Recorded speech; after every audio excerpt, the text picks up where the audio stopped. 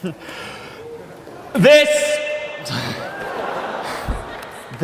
is CS50. Welcome back, or welcome for the first time, to the end of week 0. So today's opening act is courtesy of Nicole Bowman, a student self-described last year as among those less comfortable, and she implemented that visualization in a programming language called Scratch into. So now those of you who are joining us for the first time, and even those who are here on Wednesday, allow me to excerpt from the syllabus something that is particularly important to me and to the course. So there's this excerpt there. What ultimately matters in this course is not so much where you end up relative to your classmates, but where you end up in week 12 at the end of the course end up relative to yourself in week 0. There's no predetermined distribution of grades. There's no curve per se. We very much do grade students in this course on an individual basis, whether doing it pass-fail, which is certainly encouraged per the pink pass-fail change slips if you need them at any point, or if you take it for a letter grade. And moreover, as we hinted on Wednesday, we do take into account students' disparate backgrounds. So once it comes time to section, and sectioning will start next week, you needn't do anything just yet, we'll announce it next week, we'll have 3 different tracks of sections. A track of section for those less comfortable, those more comfortable, and those somewhere in between. And when it comes time to section, you kind of know what bucket you're in. If you're in the less comfortable group, odds are that's a label you'll immediately gravitate toward. And similarly, if you're particularly advanced, you're eager to do those hacker editions, you're probably among those more comfortable. And if you're kind of on the fence, somewhere in between is a large portion of the class as well. So realize that the course tries to keep everyone on track, not only for those without experience, but also keeping interested and challenged those with more experience. In terms of the support structure that awaits, realize that the first problem sets PDF was posted to the course's website this morning and is due next Thursday. But toward that end, there's this walkthrough. Every week for every problem set, we'll have a code walkthrough, so to speak, whereby one of the teaching fellows will walk you through the process of diving into that problem set. They're not mandatory. They are simply there so that if you're one of those students, whether in this course or in general, who picks up a P-set and is often not really sure where to begin or how to tackle it, well, that's exactly what these videotaped walkthroughs will be. We'll walk you through the spec itself. We'll propose ideas, things to think about. So realize that is the support structure that will be taking place.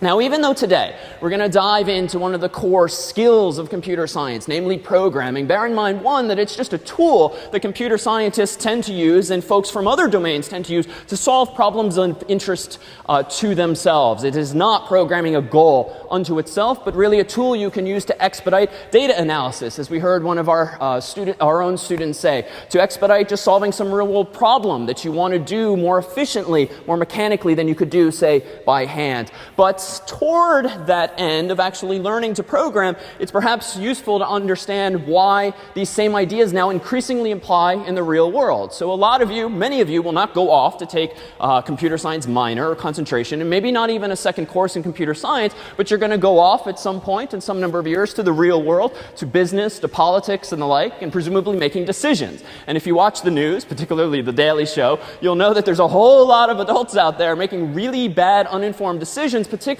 when it comes to technology, whether they're in positions of power or just consumers who are using technologies without even understanding how they work or how they might threaten their own privacy and security. One of the themes we'll discuss toward term's end when we introduce web programming and how you actually program dynamic websites and tools for the internet, we'll discuss issues of security. But just to tease you now, I thought I'd share with you an example of something that literally cropped up the day before one of our lectures last fall on web programming and the internet. There's this tool with which, from the whispers, some of you are already clearly familiar with already. If not, you're about to be educated. So a number of months ago, a security researcher presented to the world a challenge that we as a society really need to fix some flaws that have existed in the web, in that protocol called HTTP, which you've seen in front of URLs now for years, that have existed for ages, really since the beginning of a lot of these technologies' adoption, but no one really took it seriously because it required exploiting weaknesses in these technologies, and hacking certain things, so to speak, took more savvy than, say, the typical population might have. have. So this fellow wrote a plugin, an extension for Firefox, the browser with which you're probably familiar, that makes it super easy to just log in to the Facebook account, the Gmail account, the Twitter account, the Yahoo account, any number of big name accounts if you're within wireless range of these people. And when you run this tool, it looks a little something like this. This might be a browser window, a typical Firefox window. And with this freely available tool installed, you can see a button at top left that just says Start Capturing. And so long as you're on a wireless Wi-Fi laptop and you're surrounded by other people, whether it's on campus or in Starbucks or in an airport, there's all of these bits, all of these zeros and ones going through the air that pretty much all of our laptops are on the honor system not to listen to unless they're destined for my own computer's address. Well, this tool simply turns itself into what's generally called promiscuous mode, where it listens to all of these zeros and ones flowing out the room, whether or not they're belonging to me. And what you see with this particular tool and the challenge this fellow laid down is once you start running this, you see everyone in the room or the wireless vicinity who's actually using Facebook or Google or the like. And with a simple double click on any one of these names, bam, in that browser window would be Ian Gallagher's Facebook account or Eric's Google account or the like. And the reason behind this derives from the use of websites of cookies, something you're probably generally familiar with, and we'll talk about in more detail toward term's end. But these cookies are not often kept particularly secure. A lot of websites do not have URLs that start with HTTPS, where the S denotes secure, and even those that do only use it some of the time, Facebook itself included. In fact, it was just a few months ago that Facebook finally started offering the option site-wide to use HTTPS to ward off this threat. But as recently as last fall, there was a good several months where your best friend or your roommate might very well have been seeing everything you were doing inside of your Facebook account or the like, because it is incredibly easy to steal cookies. And that's a topic we'll discuss toward term's end, and we'll also discuss defenses against these kinds of mechanisms. But if you're sort of wide-eyed at this moment, like, my God, it's that easy, or it's been this possible to do, well, one of the goals of this course is, again, not just about computer science and not just about programming,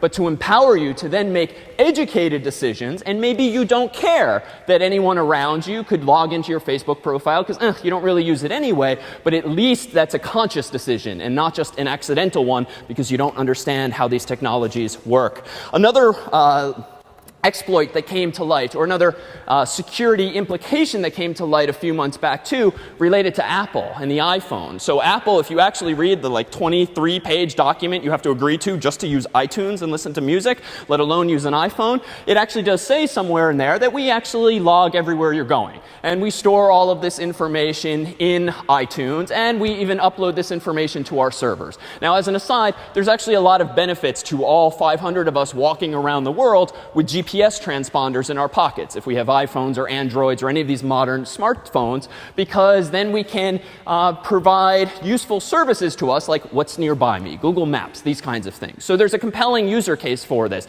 But what happened in this case a few months back was Apple accidentally or unknowingly or consciously was not encrypting the GPS coordinates of everywhere you, and in turn your phone, had been. And so this is minorly worrisome, right? Because if anyone has physical access to your computer, whether it's a roommate or spouse or children or parents, well, they could certainly just start poking around. They could run this free tool, which is, again, was another proof of concept to demonstrate just how easy it is to do these things and how scary it is if you don't understand. Well, this will plot on a map absolutely everywhere you have been because this file was unencrypted. And so I actually did this on my own phone out of curiosity. I ran this free program on my own installation of iTunes, and what it generates for you is this nice map. And these big blue dots represent, proportional to their size, where I spent over that past year or two most of my time. And you can see I spent a lot of time in the Northeast, around Cambridge and such. I apparently went to Texas and somewhere in Pennsylvania, as well as California. The tiny little red dot at top left there. Anyone have a hunch as to why that one's so small relative to the others? So it was actually just a layover in an airplane. When my phone actually got reception, once we had a layover, I got out in the terminal, voila, Apple knows where I am, get back in the plane, and they see me again once I hit Texas or the East Coast. Well, if you zoom in on this, it's one thing to kind of see these big blotches. Most people in the world could guess I spend a lot of time in Cambridge, but if you really dive in, you just see how granular this is. So this is the greater Boston area, and the dark splotch does indeed kind of overlap with Boston and Cambridge, and I apparently spent some time in the suburbs, but not all that much. But you can see now the concentration of my time. I also happen to do a lot of work for a startup in New York, and so I take the train, Amtrak, back and forth along the East Coast, and sure enough, Apple knew that too. So at top right there, that's Boston up there. At the bottom left is Manhattan. In the middle there is Stamford, Connecticut, where Amtrak lets off, and we would typically pick up a rental car. And you can see that I've occasionally vacationed on Cape Cod, which is that little hook-shaped thing going out into the Atlantic Ocean. So it was cool on the one hand. It was also a little worrisome when I had no recollection of being in Pennsylvania, and yet apparently my phone had been.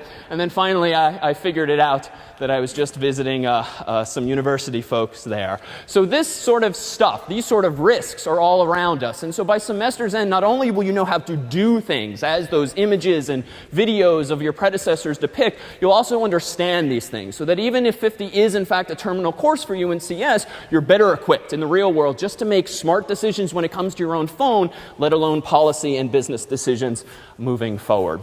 So